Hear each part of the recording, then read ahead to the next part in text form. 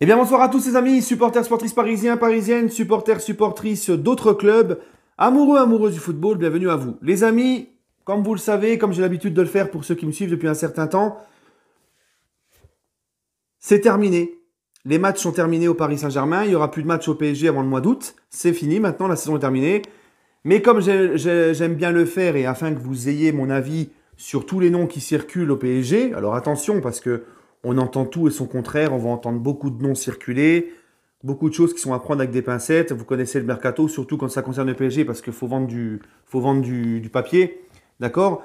Donc, je vais essayer de donner mon avis à chaque fois que des nouveaux noms sortent, tout ça, on fait un petit bilan comme ça, comme j'ai l'habitude de le faire pour ces périodes de mercato et tout, et puis donner mon avis sur les noms qui circulent actuellement.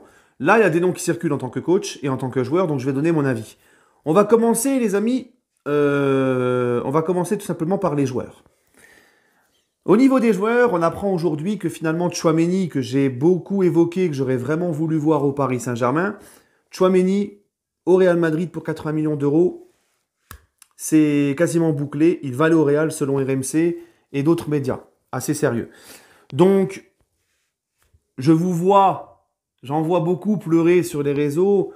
Je te vois, toi, derrière ton écran, pleurer parce que Tchouaméni ne va pas au PSG. Ressaisis-toi! Ressaisissez-vous! Il veut pas venir, il veut pas venir. Au moins, le PSG, on le savait, était sur lui, a essayé de le faire venir. Mais c'est le mercato, c'est comme ça. Le mercato, c'est aussi une compétition entre les clubs. Tchouaméni est un mec avec un énorme talent qui est convoité par le PSG, mais aussi par d'autres grands clubs. Le mec a décidé de rejoindre le Real Madrid. Le mec ne veut pas rester en Ligue 1. Bah, tu ne peux pas lui mettre un pistolet sur la tempe et lui dire de venir. Et puis, s'il n'a pas voulu venir au PSG, c'est que le projet du PSG ne l'a pas intéressé. Donc, voilà, il n'est pas venu, c'est comme ça. C'est le jeu du mercato. On ne doit pas, nous, parce qu'il y en a qui s'en prennent au club parce que Tchouaméni est parti au Real Madrid. Le club a essayé de le faire. Si encore le club n'aurait pas tenté de le faire venir, tu peux regretter et te dire, bon, ok, Tchouaméni, il n'est pas venu, on n'a pas sauté sur l'occasion, on aurait dû. Mais là, tu as essayé, bah, le mec préfère partir en Liga, préfère partir de la Ligue 1, aller en Liga au Real Madrid, bah écoute, c'est son choix, ça se respecte, c'est comme ça. On ne peut pas faire venir qui on veut, quand on veut. Il y a aussi d'autres grands clubs qui sont sur les dossiers. D'accord, les amis? Ça, faut vous mettre ça dans la tête. Il y en a, ils croient que le PSG peut faire venir qui il veut quand ils veulent. Non. Il y a d'autres grands clubs, encore une fois, avec beaucoup d'arguments aussi, qui viennent pour faire un mercato. Donc c'est comme ça. Donc Tchouaméni, il n'est pas là. Eh bien écoute, si Tchouaméni ne vient pas, encore une fois, ça voudra dire que le projet du PSG n'a pas intéressé. Eh ben, il y a d'autres profils. Va me chercher De Jong du Barça, par exemple. Tu peux essayer d'aller faire Savic, le Fofana de Lens. Il y a plein d'énormes milieux à aller chercher. Il y en a plein des milieux à aller chercher, les amis. Là, je vous dis des noms, mais va me chercher Gravenberch, le petit jeune de l'Ajax. Va me chercher Benasser du Milan, Barella de l'Inter. Il y a énormément de milieux et j'en oublie et j'en oublie. On va pas tous les citer. Voilà, Tchouaméni n'est pas venu. Eh ben, tente d'en faire un autre. Voilà, essaye. Tu vois, il y a d'autres grands milieux. Moi, mon grand favori, c'est De Jong. Moi, De Jong, je suis en kiff sur lui. De Jong, les gars, à la première relance devant la défense. Voilà, même en relayeur, hein. Même en relayeur, de toute façon. Voilà, lui, c'est un petit peu le couteau suisse au milieu. Ah, De Jong, les gars, imaginez les passes éclairs de Jong pour Mbappé, tout ça. Voilà. Non, c'est dommage. J'aurais voulu qu'il vienne, mais il y a d'autres solutions. Même pourquoi pas essayer le petit Kefren Turam de Nice et tout, tu vois. Il y a plein de solutions à faire au milieu. Il n'est pas venu, c'est pas grave. Maintenant, les amis, j'entends le petit étiqueté. Équitiqué ou étiquette de Reims, là, je sais plus comment il s'appelle. En tout cas, lui, les gars, 10 buts avec le Stade de Reims cette saison, en Ligue 1, 19 ans. 10 buts avec Reims, d'accord? 19 ans. Franchement, le peu que je l'ai vu jouer, déjà contre Paris, nous avait fait du mal, je me rappelle. 19 ans, rapide, technique, grand, tu vois. Donc il a un profil athlétique aussi. Il a l'air assez puissant aussi. Franchement, le PSG est sur lui. Bon, il vaut 40 millions d'euros. C'est vrai que ça peut paraître cher, mais on sait que là, le fair play financier nous laisse un peu, maintenant, laisse un petit peu tranquille. Le PSG a fait beaucoup de rentrées d'argent avec les arrivées de Messi, tout ça cette année. Le PSG a fait je sais plus combien de bénéfices. Écoutez, comme je vous l'ai souvent dit, moi, c'est pas mon argent. Hein. Parce que le problème, c'est que Ekitike, là, il est suivi par... il est suivi par le Bayern, il est suivi par Dortmund, il est suivi par, si je dis pas de bêtises, il y a le Bayern, il y a Dortmund, je sais plus encore, il y a un ou deux grands clubs, j'ai oublié les noms, excusez-moi, hein, j'ai pas pris de notes, mais j'ai vu hier sur Twitter qu'il était suivi par d'autres grands clubs.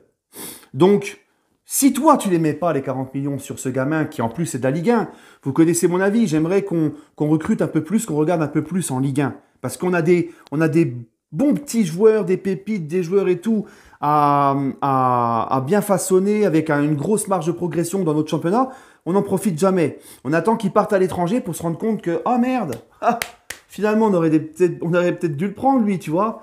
Donc non, moi cette idée, elle me plaît. Si Reims demande 40 millions, si on les met pas, c'est le Bayern qui les mettra vu qu'ils sont sur lui. Et s'il explose tout au Bayern, après il va valoir 100 millions, t'auras plus que tes yeux pour pleurer. Donc non, moi ça me plaît. En plus, il est vraiment Mbappé compatible ce mec. Il prend la profondeur, il est rapide, il est technique, il est adroit devant le but, il est grand, il est puissant. Franchement, cette idée-là, je la valide. Et c'est une idée de Campos. De toute façon, Campos, je vous l'ai dit dans ma vidéo sur mon avis sur lui la dernière fois, Campos, ça va être un recrutement beaucoup plus intelligent, avec un équilibre, avec un effectif beaucoup plus complémentaire, équilibré, tout ça. Donc non, franchement, sur ça, moi, cette piste-là, je la valide à 200%. Maintenant, les amis, j'entends aussi, là, c'est au niveau des entraîneurs, on va passer aux entraîneurs, après on va finir la vidéo. Ben écoutez, on a deux noms qui ressortent le plus. Amorim, du Sporting Portugal. Alors Amorim, les gars, c'est un mec qui a quand même... c'est un jeune entraîneur. C'est quelqu'un qui produit un bon jeu. 3-4-3. Adepte du 3-4-3. Ce qu'il fait avec le Sporting, franchement, il a emmené le Sporting jusqu'en 8e de finale de Ligue des Champions. Il a fait gagner le titre au Sporting l'année dernière. Ça faisait je sais pas combien de temps qu'ils attendaient un titre de champion du Portugal, le Sporting. Les joueurs s'éclatent là-bas. Il a vraiment une très bonne réputation et il est considéré comme un crack pour la nouvelle génération des coachs.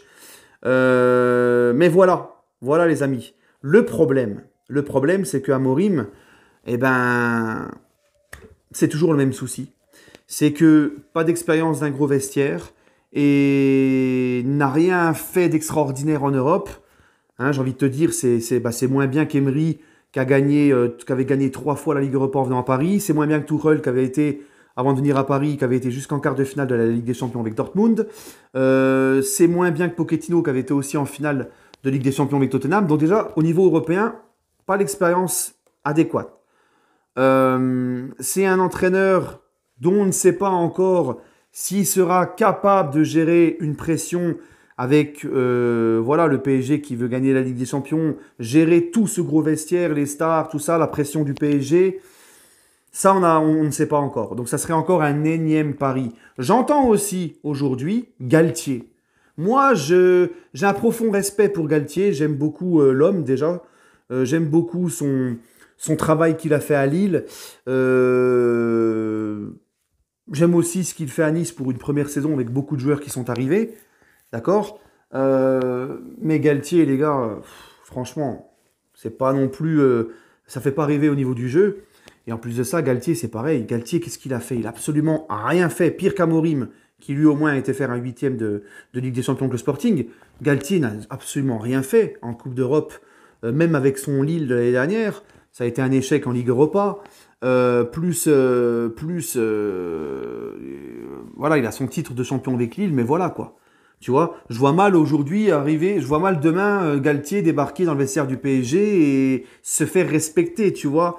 Non, moi je vous le dis, je continue à vous le dire, je maintiens. D'ailleurs, Saïs, il a fait une vidéo tout à l'heure sur le sujet, je ne l'ai pas encore vu, j'irai la voir après. Je ne l'ai pas encore vu, mais j'ai vu le titre et moi je suis tout à fait d'accord avec lui. Zidane, pour moi, vous connaissez mon avis, c'est l'homme idéal et je suis persuadé que c'est lui, les Qataris vont tout faire pour le recruter. Parce que c'est lui, pour moi, qui a le profil idéal, tu vois. Et Zizou, les amis, pour moi, c'est pas mort et j'y crois encore. J'y crois encore. Et je doute sincèrement que le Paris Saint-Germain, quand ils ont fait re-signer Mbappé, quand ils ont convaincu Mbappé de rester au PSG, ils l'ont revendu, comme c'est le cas d'Mbappé qui nous le dit depuis hier dans toutes ses interviews. Mbappé nous dit que on lui a revendu un projet, on lui a remis des paillettes dans les yeux, quoi. On l'a convaincu qu'il faisait la bonne décision et qu'il y aurait du nouveau dans le projet sportif et qu'il y aurait un projet fort et qu'il pouvait réaliser cet exploit d'aller gagner cette première Ligue des Champions avec le PSG, ce grand mérite qui, tu vois. Donc moi, sincèrement, je doute que le PSG lui ait proposé un nouveau projet, un renouveau, en prenant le même profil de coach, quoi. Tu vois, des coachs sans expérience, d'un gros vestiaire, etc., comme j'ai dit pour Amorim ou Galtier. Je pense pas que le PSG ait dit, bah écoute, on va essayer de faire un Amorim, un Galtier, non. Moi, je pense qu'il y a Zidane. Zidane, et ça aurait pu aussi convaincre Mbappé pour moi. Et moi, je pense que le PSG tente de faire Zidane et va y arriver. Je sais pas pourquoi, c'est un ressenti, et je sais pas. En tout cas, vous, n'hésitez pas à me donner votre ressenti en commentaire. Sur ce, les amis, bah écoutez, prenez soin de vous et allez, passe.